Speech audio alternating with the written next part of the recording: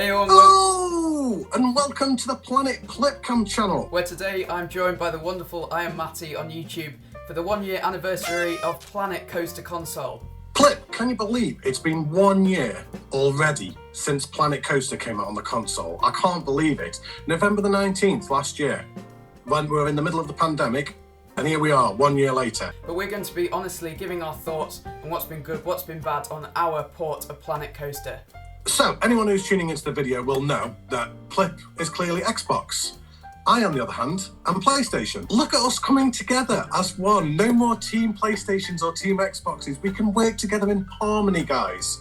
It's nice to have both of us together to just say that it is across the board. The things that we like, the things that we don't like, across the console as a whole, not specifically to one console. Thank you for joining us for this video. Please make sure to subscribe to my channel and I Am Matty's channel and like this video if you go on to enjoy it. Make sure to stick around to the end of the video for one bonus thought from each of us, as we've got so many thoughts we can't pack them into all of these numbers that we're going to be listing off today, and I do hope that you enjoy the video. Let's go. So, we'll start off with the obvious one. The fact that we've got Planet Coaster on the console at all. Console players don't have the luxury of having these grand PC games that we would very much like to do. Your Age of Empires, your Planet Coaster, your Planet Zoos. We're not used to this at all. So the fact that we have Planet Coaster now on the console is incredible. And hats off to Frontier for not only providing Planet Coaster to us, but also developing it on an entirely new engine to the PC, because they couldn't port it over. They had to use the Cobra engine to port over the PC version to the console, which is amazing. And hopefully a lot of other developers take note of this and we can start having these more interactive, creative games that PC players have held the monopoly on for so long. We can start now experiencing them as well. The inclusion of last generation consoles was quite impressive, with each platform having its own memory, performance and graphical settings needing to be accounted for. Frontier built the UI for the game that we now instinctively play with ease from the ground up. So we must give a special thanks to the developers and the community managers of Frontier who actually brought this game to us console players and enabled us to have this level of creativity and freedom that us console players are not accustomed to. Our first negative point is one which we'd expect many of you to be shouting out for. Just before the game was released, we had to welcome this guy into our lives. Yes, Oswalt Eugene, who caused much annoyance when he was introduced after the majority of pre-orders were complete. Never mind the sudden drop of the game on Game Pass, but my main issue is not how we are limited to the size of our parks. The bugs that come along with the counter are so annoying. And maybe this is a misunderstanding on our side, as we see our console struggle occasionally with bugs such as the freezing of advanced move or lifting objects to have them falling into the ground, which have made me turn off the game for the evening in the past. We do experience the poor rendering of textures on certain pieces like rocks, which are always the first piece to lose their aesthetic in high piece count areas, but I still think that the option for a bit more wiggle room with the risk of reduced quality of gameplay could be provided. So I'm going to cause somewhat of a controversial storm here now. The Oswalt Counter, I understand why it was implemented into the game. I would 100% agree with you in the aspect of the way that it was implemented, and the no pre-warning was quite underhanded. And a lot of the players, myself included, were annoyed when we had the game at launch and realised we were restricted by this counter. Now, my counter argument to that would be, I have seen some mega parks created on consoles, as have yourself, Play. I do believe a lot of the time people need to be able to build smarter, not more. One point that I always seem to come back to, and I've mentioned this many a time in my video, is another YouTuber who both myself and you follow, Play, and we are both big fans of, is Moomin Little Socks. A lot of people who are watching this video will be familiar with Moomin Little Socks and be following him as well, and have watched his A Very British Park series. Now, that park was created with 17,000 pieces. That's it, 17,000. Any last-gen console would be able to port that level of detail. No problem at all. So there is my argument for that. Both myself and you, Plip, have reviewed parks that have been well over the percentage counter, 130%, 140%, and the game has still ran very smooth, very consistently, no frame rate issues. So the Oswalt Counter to me is a bit of a strange one. On both PlayStation and Xbox controllers, there are realistically 16 programmable actions. It is a testament to Frontier that even with these few controls, we can really play the game with as much control as we want. It does seem like there's some controls that have been left out, and we'll get on a little bit later about how we can't remove the HUD and all things like that, but I think Frontier have really nailed the controls in this. And the radio menu, I always forget about that control. No one ever uses it, but even to be without using what they considered to be the main control in the game and how you're going to navigate, it just shows the different ways you can do things and how perfectly they've mastered the controls on the console. And this is really encouraging for Planet Zoo also coming to the console. The amount of intuitiveness that has been incorporated into this game, such as the advanced movement for when building coasters, the haptic feedback for when you're on the rides and things like that, these are all things that we need to be really commending Frontier for giving us console players to make it more immersive and make it easier for us to be able to create these things that we want to do. Certainly with a level of customization that is expected of a game of this genre, the way that Frontier have developed this game with the controllers and the intuitiveness of it have allowed us to be able to create anything that we can put our minds to. The only limit is our imagination. Realistically, we could have put the Frontier Workshop, which was built from scratch, in the positive section of this video, but I think there's so many issues with this platform that aims to make what is an unsociable and lonely game sociable, so we can all share our stuff. It's such an important part of Planet Coaster. We saw it on the PC version. That's how we're doing all these videos today. All these showcases that me and Matty do, it's all happening through the workshop. My main issue with the workshop is that it really restricts players from finding Creative Builders Workshop creations because it always has the same front page. I can speak for Xbox and Matty can speak for PlayStation. We are never allowed to see different creations across the workshops that are showcased. It should really be every week, every month. Just update it with the top creations that have been subscribed to. I hate seeing that same Star Wars AT-AT build. Whilst it's very good, it's surrounded by so many other not as good builds. And that's nothing against everyone else's creations, but really there's so many more better creations on the workshop that need to be showcased, even if it's just for a week or a month. I couldn't agree with you more, Plip. Certainly from the PlayStation side, exactly the same as you. We have the same Star Wars Death Star that has been there since the game's launch. And the same as you, I'm sick of seeing the same things, as are everybody else. It's been mentioned quite a lot. But also, the actual search function is a nightmare. Now, especially for content creators such as myself, and for you, for Tommy CM, M&J Games, and all these other incredible console content creators, we will have people messaging us saying, can you have a look at my park, please, and do a spotlight? Yeah, can you give me the name of your park? And we'll type in the name of the park. There'll be 5 pages in. It'll give you the most random parks in the world that don't relate to what you've typed in any way, shape or form.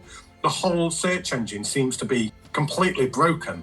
And as you said, things just get lost in there as well. And it doesn't seem fair for all these people that put in so many hundreds of hours of work into their creations for them to get lost in the workshop, never to get seen again. Me personally, I don't know if this is what you do as well, Plip, but I found it very helpful. If I have a favourite creator, I will have one of their creations at all times downloaded. And that way you can go into the workshop and then you can actually search for their specific things from that item. So you will click on the item, then you'll look at the creator, and then you can look at their workshop. And I found that's quite helpful. But that is a silly way around for something that should have been implemented better in the first place. It seems like we are having to come up with creative solutions for issues that are in the game that shouldn't have been. And moving on from that as well, I'm sure that a lot of people will experience this problem where you will no longer be able to save blueprints.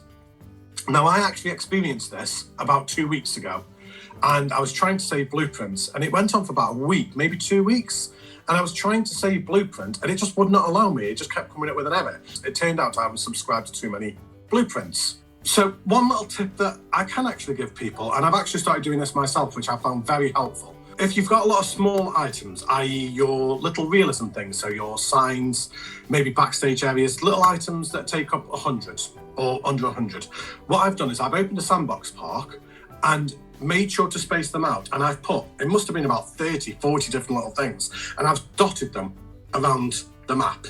And then what I've done is I've selected the entire lot, put it all as one big blueprint, and then I was able to delete every individual little blueprint, so 40 blueprints became one. Why is this game not cross-platform? I should be able to go on the workshop and go and spotlight or take a look or download a blueprint from a PlayStation player. Same vice versa for PlayStation to Xbox. We know that games can be cross-platform. We have Sims 4, GTA, Rocket League, Warzone and Battlefield 2042 as examples of this, and we really need to have crossplay on this game. It's definitely not going to happen for this game as a quality of life update. But if Planet Coaster 2 does ever materialise, we really do need cross-platform, but that's for another video. It is very impressive that we have most of the DLCs that were included on the PC version of the game over on the Xbox and PlayStation, but there are a few DLCs that we don't have, Monsters, Knight Rider and Back to the Future, but nevertheless, they're not the most impressive DLCs anyway. We have so many pieces that imagination is your only limit in the game. You can go through so many themes and styles, pick a few movies and make them. There are so many different things you can do in the game with the pieces that we have. I couldn't agree more, Plip. The inclusion of all these DLCs, the amount of pieces that we have access to, there are thousands of pieces. And as you said, the only limit is the imagination. It is a little bit of a shame maybe now that the game cycle has reached its end and the likelihood of some of these issues that we do have being addressed is relatively minimal, because obviously Frontier are working very hard on Jurassic World Evolution 2 and Planet Zoo Consolidation, hopefully. But that's secret.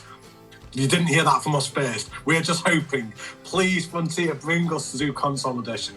But hopefully a lot of these issues that we are experiencing can be addressed moving forward into Planet Zoo Consolidation, Planet Coaster 2, should that ever happen. Just after a minute of me and Matty talking together, we've listed off so many different issues with the game. I can read off some of them now: rock textures, crashes, frozen advance move and rotate. I was talking to Tommy P the other day about that, trying to fix it, and it is actually proximity to pieces. If you move away your piece that you want to turn, take it away from where there are loads of pieces, you will be able to rotate it. That could even go into the Eugene counter. Why can't we have so many pieces in one area and all the textures are lost? There's fog and smoke issues. You raise a piece for it to go into the floor and you can never find it again. You can zoom to the other side of the map when you copy, and that's really annoying when it just shoots you over to the other side and it makes you wish you'd used advanced move.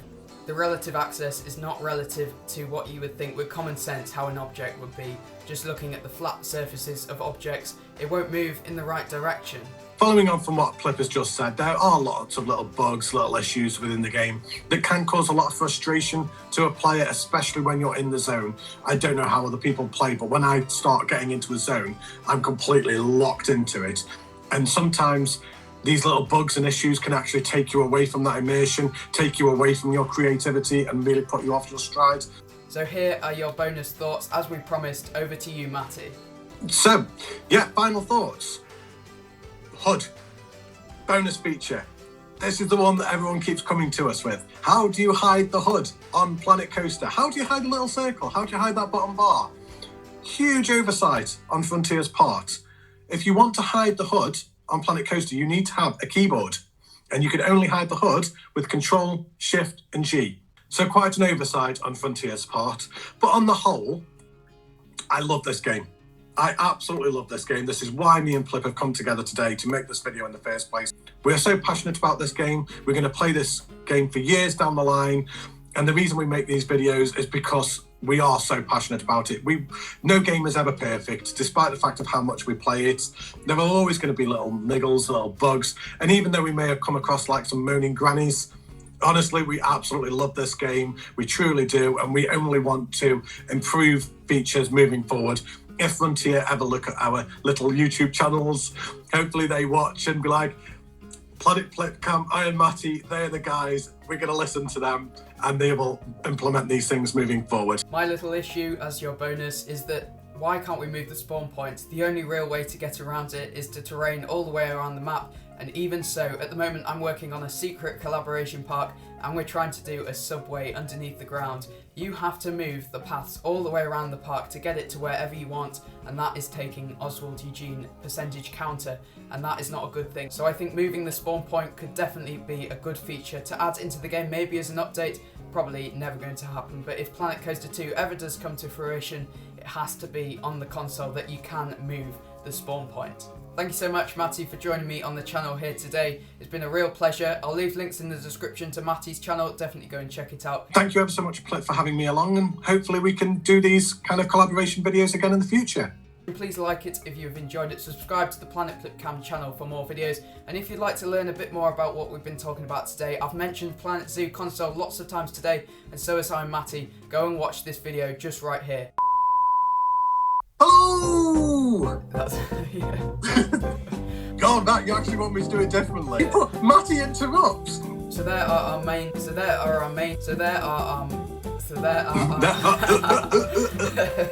my main issue with the workshop is it. My main issue with the. We call him Plip. Plip one take. Or one take Plip.